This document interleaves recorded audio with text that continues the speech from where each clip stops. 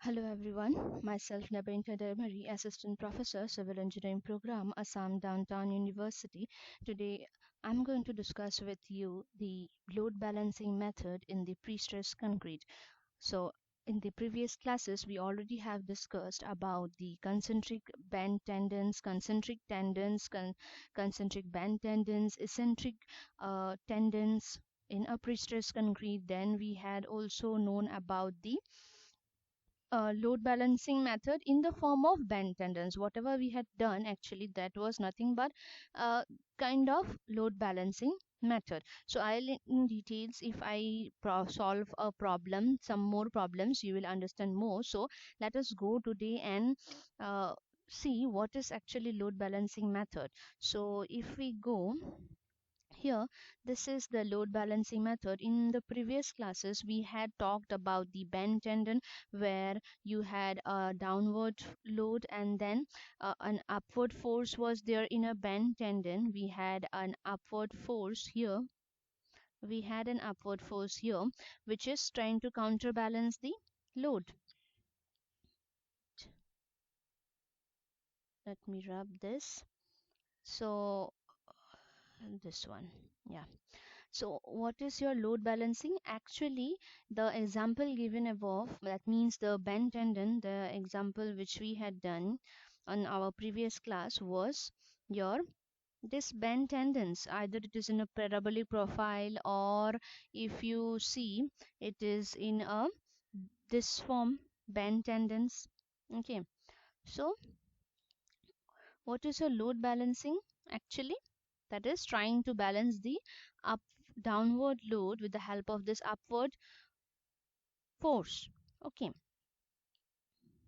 so you know what is actually load balancing? When you are designing a beam such that the upward forces transmitted by the cable are exactly trying to neutralize the externally applied loading, the method is known this method is known as your load balancing method.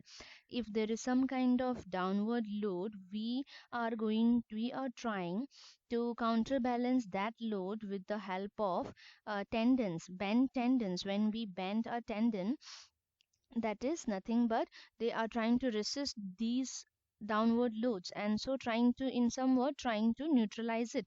Sometimes this may happen. We may think sometimes that, suppose this is of 100 kilonewton,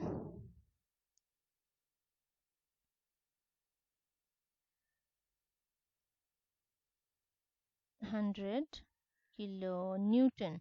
So we are trying, sometimes we may think that we would like to neutralize completely this load. So what we can do, we can equate this load and this load, the downward load, so that we can find out the profile, that how much pre-stressing force is required to find out the to neutralize the this downward load. Okay, so once we equate this and this, we can find out the uh, pre-stressing force, because we know the upward thrust is what, if it is a triangular shape, if it is in this way, triangular shape band tendon, then the upward thrust is 2p sine theta. And also we knew the parabolic profile had a different upward thrust, so we knew that things.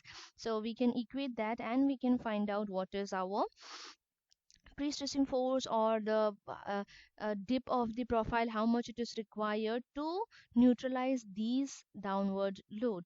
So let us solve a problem and then you will know better. See here in this particular question, if we take this question here, determine the profile of a load. That means profile means what, how much dip is this tendon, because depending upon this dip only we are getting this profile, right?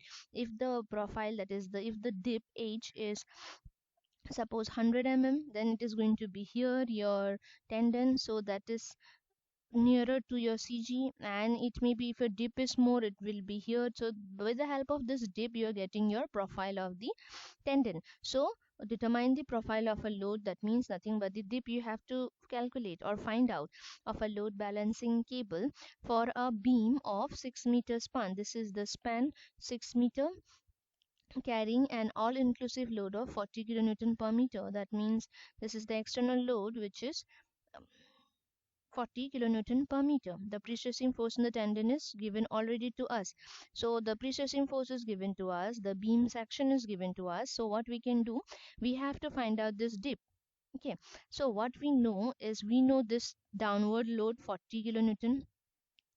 This downward load, which is uniformly distributed, is known to us. Now we need to know, for this parabolic profile, what is the upward forces per unit length at all the uh, at per meter, per length, per unit length.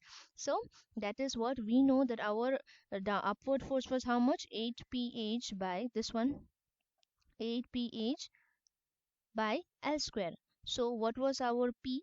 P we know 1200 H is the thing which we have to calculate. So 1200 into H by span is how much? L, 6 meter. This one.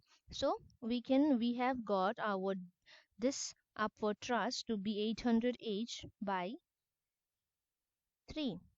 Okay, so we have got this. Now if we try to equate this in order to this upward pressure may fully be balanced the external loading. That means this downward force, to neutralize this downward force, we have to uh, equate it with the upward force, which is our how much, 800 H by 3. So once we equate these two, we can easily find out our dip of the profile, tendon profile. So this gives us how much, 0.15 meter here. That means this dip must be 0.15 meter. Hence, the cable should be provided with a central tip of 150 mm. Now we can easily find out our stress, the direct stress, which is uniform throughout this beam. So P by A, P you already know, the pre-stressing force, area you know. So it is compressive in nature, plus 5 Newton per mm square is your stress, that is the direct stress. Okay, so this was the load balancing concept. And also, if you see in another question, if we try to solve this particular question of a bent tendon, if the pre-stressing force in the tendon is P, this is the pre-stressing force P for the beam shown in figure, find the central dip. That means this dip you have to calculate is required to fully balance a concentrated load, this W applied at the midspan section, here at the midspan. So we have to calculate the dip, right? So we know what was our upward pressure in this kind of profile, the triangular profile of tendon, bent tendon, it was 2p sine theta, and sine theta can be written as tan theta, we know. So tan theta is how much? If we take this is your perpendicular, which is your h, divided by your this L by 2, this was your L, so L by 2. So that gives us our upward thrust to be 4 ph by L. So now if we equate this with the external load W, what we will get? We will get our H to be WL by 4p, which is our dip, this one. Okay, once we know the values of WL, we can find out also the numerical value. But in this particular question, we have all the alphabetical representations. Like for pressure, it is given for the pre-stressing force, it is given P. For the external load, it is given W, and the dip is given H. Span is given to be L. So in that way, the dip is calculated to be this much. Now, if you see another one question, find the cable dip H for the beam shown in figure, so that the applied external loads may be balanced, is how much? So what was our question? Find the cable dip H for the beam shown in figure 1.24. That means this figure, so that the applied external loads may be balanced. This loads W and W may be balanced. So the tension in the cable is P. Okay, so if we assume that the theta be the inclination of the end parts of the cable with the horizontal here, okay, this will maybe theta. If we consider this with the horizontal to be theta angle, what happens? Tan theta, we know how much. If we take only this portion, it will be H by L by 3. So we get our tan theta, that is how much? 3h by L approximately. So what happens once we get this tan theta, we can find out our what? 2p tan theta value. But then why not 2p tan theta? Because there are, see here, upward force provided at each one third span point by the cable is p sin theta. Yes or no? Because earlier it was in this way, so 2p sin theta from these two forces, but here now we have 1 p sin theta. From this it is coming here, and from this it is coming here, 1 p sin theta. So that means we were considering this portion, this. So here we have how much? P sin theta, which is nothing but p tan theta, and tan theta value we already calculated. So now p sin theta, in order to the external load may be balanced, what we do, since we are doing the balancing method, so we'll try to balance the upward, sorry, the downward load W with the upward thrust p sin theta, and we know this value sin theta we already got 3h by L, so we can find out the dip in this way. So load balancing method is, what is our load balancing method? In this load balancing method, we try to balance or neutralize the downward loads with the upward forces such that it gets neutralized. And to know what dip or what profile you have to give such that it neutralizes, and what type of sometimes you may be given the dip, but if the dip is given, how much pre-stressing force must be applied so that it neutralizes the downward forces. So that also we can do, how we can calculate it by neutralizing or equating the loads, which is external load and the downward loads. The external load, which is the downward load, equating it with the upward load, which will be given by the bent tendons. So we can do what, we can neutralize this, and either we can so in the, when we are trying to neutralize the downward forces with the upward thrust, what we have to do is we need to design, and how you'll design, we will assume that this to be equal, and then we will find out how much dip to be provided or how much pre-stressing forces to be provided. So in that way we can design, and we can follow this load balancing concept. Okay. uh, this was how we can design, that means how we can calculate the dip by assuming these two loads to be equal. But suppose you are not asked to find out the dip here, like in this case, or you're not asked to find out any pre-stressing forces, everything is given to you here, dip, your pre-stressing force, everything is given. So in that case we will find out the stresses, okay, by load balancing method. Load balancing method means uh, the bend tendon, sometimes since they are trying to neutralize, like 100 newton, if it is from the top, if you have from the top, if you are having 100 newton, suppose 10,